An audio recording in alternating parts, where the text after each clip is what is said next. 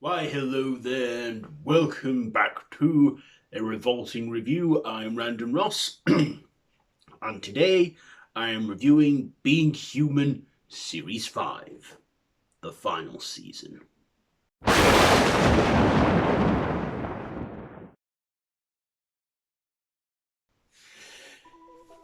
So, this is the fifth and final season of Being Human, where our new trio of a vampire, werewolf, and ghost, Hal, Hal, Tom, and Alex, are now living in Barry, Wales, and Alex is adjusting to being a ghost, whilst Hal and Tom, after Hal's been going cold turkey, he's finally got his head straight, and when he says he's ready to resume work at the cafe because he's series 4, Tom and Hal worked in a cafe, and they got sacked because Hal was on going cold turkey. So they then get a job in a hotel, and whilst working there, they have this residential guest named Captain Hatch,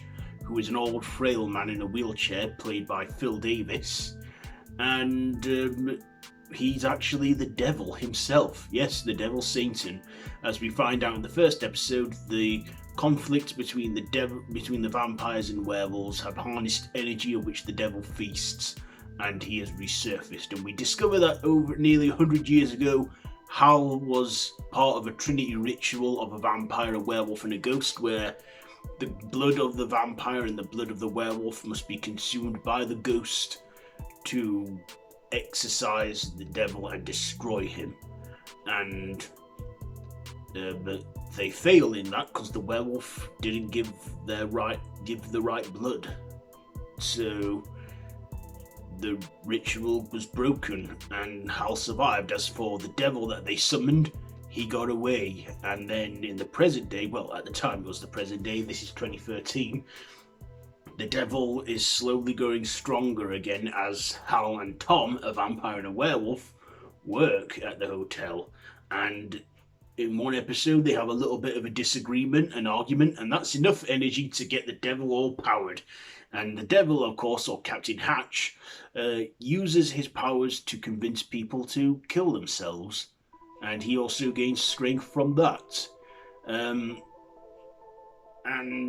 here and there in a couple episodes, we get a few filler episodes which are actually good and entertaining. Like Alex meets another ghost from the 1700s, which is modernized because she's a ghost and she's watched modern culture and adapted. As for we even get another vampire character in there called Ian, who was hit by a car, but out of pity, Hal turned him into a vampire, and he tries to adjust to life as a vampire, but in the end he can't take it anymore, so he drinks werewolf blood. Werewolf blood, as I forgot to mention, in Series 4 we find out that werewolf blood is toxic poison to vampires and it kills them, and that's what happens to him in that. And then in the final episode, in the big finale, the devil is so strong now that he goes to a TV station and broadcasts live and wants to tell everyone a secret and plans a whole end of the world apocalypse. But our heroes try to stop him, and when they do, he puts them in a fantasy world where they can live their ideal lives. And of course, they resist the temptations of the devil and they end up fighting the devil, and then they complete the Trinity, which they should have done which Hal should have done 100 years ago, by giving his blood and Tom giving his blood to Alex, putting them together and consuming them and weakening the devil and killing him by putting him in a host. And we also get another character in there called Dominic Rook, played by Stephen Robertson, who briefly appeared at the end of the 4th series, but He was a new character and, like I said, set things in motion for the fifth series, whose job was to create the illusion that man is alone and there's no such thing as supernatural creatures. But his department is low on funding and he can't afford to stay open, and he needs this job because it's all he's got in his life. He's like married to his job. We get Toby Whithouse in this, who plays like his counsellor or government person that funds him. And yeah, in the final episode, when he sees that the devil is causing all this chaos, people to kill themselves, he then helps Rook, and then his department gets back in full swing. Only to discover that the devil, that when the devil escaped, Rook killed the vessel of Captain Hatch, the old pensioner with dementia. But we actually discover that the devil went into him. And then in one final attempt to get revenge on our heroes, Hal, Tom and Alex, they, like I just said, complete the ritual and kill the devil. And then Hal then finds he's neither good Hal or bad Hal, but both, but neither. He finds out that he's actually human. As for Alex, she's got a whole new lease on life again and she's human.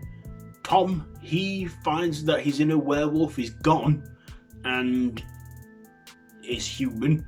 They become human at the end. But of course, it all seems to be too good to be true, because in one fantasy sequence when the devil's talking to Tom, he folds a origami wolf. And at the end, we do see in the final shot that origami wolf. And then, of course, there's an extended alternate ending where the three are in a restaurant and Hal notices that everything's perfect, too perfect. And then they all realise that they're still in their dream world and they have to then face the devil again.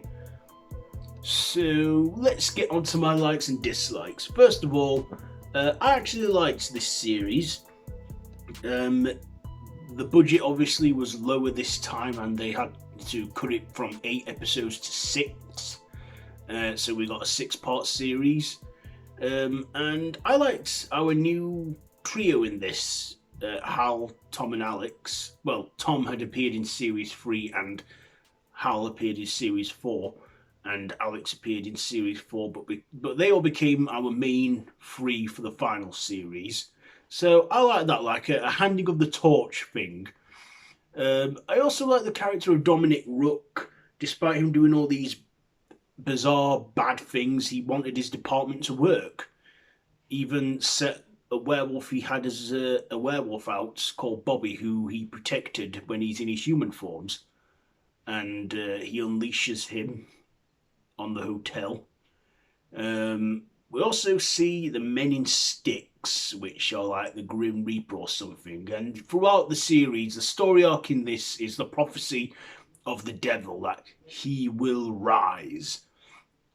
And yeah, they must stop the devil. Or do they? But yeah, I liked, the whole, it's like the whole original cast had moved on and we got like a whole new cast in this series. And yeah, I did fairly enjoy it. Was a little disappointed at the time when they announced that this was the final series, because I thought, oh no, we haven't seen this gang enough yet. We get one full series of a new vampire, werewolf and ghost. But in a way, I'm kind of glad they did end it there, because to be honest, if it kept going on to now, I imagine we'd have got fed up. It'd been the same kind of dilemma where they try and live human lives, but their supernatural brethren aren't letting them. And we all, and so I get why they ended it. But Toby Whithouse did say in an interview on the DVD extras that he wanted to leave this open in case anyone should want to try and revive it one day. So you never know, we could get a revival of Being Human. Up to now, about 7 years later, we haven't had any word of a revival or anything like that, but you never know. We could get another Being Human special or one-off or film or something. I don't know, but maybe we'll get a conclusion to this, maybe we won't. But yeah, I like that this was also fast-paced and wasn't slow or dragged out. I also like the guest stars they got in this, including Julian Barrett, who I knew from The Mighty Boosh, who was a werewolf in this, a bit of a arsehole werewolf that was an unlikable character. Um, yeah, my dislikes. I didn't like that we hardly saw the werewolves at all in their true full form. There was probably one episode where we see two werewolves fight it out, which is a werewolf named Bobby and Tom befriends him and helps him, and we discover that we see them two werewolves in their full wolf form, and there is some comedy in there, still little bits of comedy in there and that, but the final series, The End of Being Human. I did like Phil Davis playing the Devil's Satan or Captain Hatch. And Toby Whithouse said he would have loved to have a whole darkness like in Legend, like Tim Curry was in that film. But he did say that Being Human is done on a very low budget, so he had to think of the Being Human way of doing it. And I think he executed I think they executed the devil well. They got that right, and it was a good one. And yeah, I did enjoy this one. It's a shame the show ended, but like I say, I guess it couldn't go on forever. But you never know, could be revived one day. But yeah. Other dislikes, I guess I didn't like how in the final episode when Hal made some new vampires, when he staked them because they thought they need to, put their differences aside, because Hal, he goes all full evil again because he can't resist the temptation of blood. When he stakes his newly made vampires, you could clearly tell it's some dust or whatever been blown into them like a fan. I think those are very poor effects, but like I say, tight budget. But other than that, this was still an entertaining final series. It was enjoyable and I recommend it. So yeah, all 5 series of Being Human. So my ratings, I think I'm going to give Being Human, the final series, series 5, I think it gets 3.5 machetes out of 5. So there you go. That has been my revolting review on Being Human Series 5, the final series. Have you seen this one? Let me know all that down in the comments below. If you like this video, be sure to give it a big thumbs up. Share with your friends, subscribe to my channel if you haven't already, and hit that notification bell. All my social media links are linked down below in the description, so be sure to check all that out. If you want to see more from this channel, no pressure, but if you want to see more, then be sure to do so. So I've been Random Ross. This has been a revolting review on Being Human Series 5. So until next time, don't have nightmares.